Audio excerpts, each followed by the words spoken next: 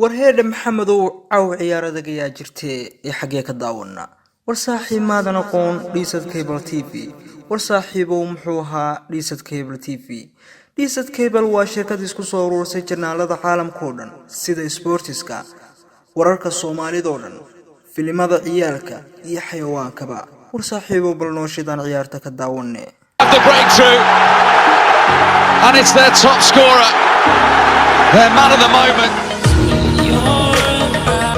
dhiisad cable adeega aad u ballaaran bulshadeenu u baahnayd hadeer bay dabartaa maankii qalbigu ku haya casriga iyagaa matala ogow madashii fog iyo mintuulo degmiyo gobol magaalo meeshii ku taal xogteeda iyadaa ku siin yaa salaam hadeer way mira dhashay adoo meel dheer tageen ka maamul dunida barta dhiisad cable receiver power leh dhulka keentay haddii aad qardho tilgarow aad ula guurta ama aad u boqosho bilix xuduntii bari heedha ama baasha puntland gaalkaxyo cirifkaasa barta aad joogto haddii waa barta aad joogto wuu kuugu shaqaynoo baawar kaa dhibi maayo janaalkaa bixi maayo bartaadii ka adeegso alla ilahe waa program la xiriirshay haddii ay kaa ciladowdo waxaa diyaar kuugu ah dhiisad cable tv shaqaale heegan ahoo degdeg kuugu hagarbaxaya farsamana ku xeel dheer oo isla markiiba aad la maqsuudo ee wax qaybta qancinta macaamiisha fura 6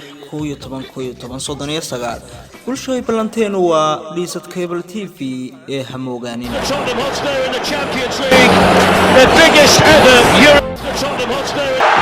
And it's their top scorer.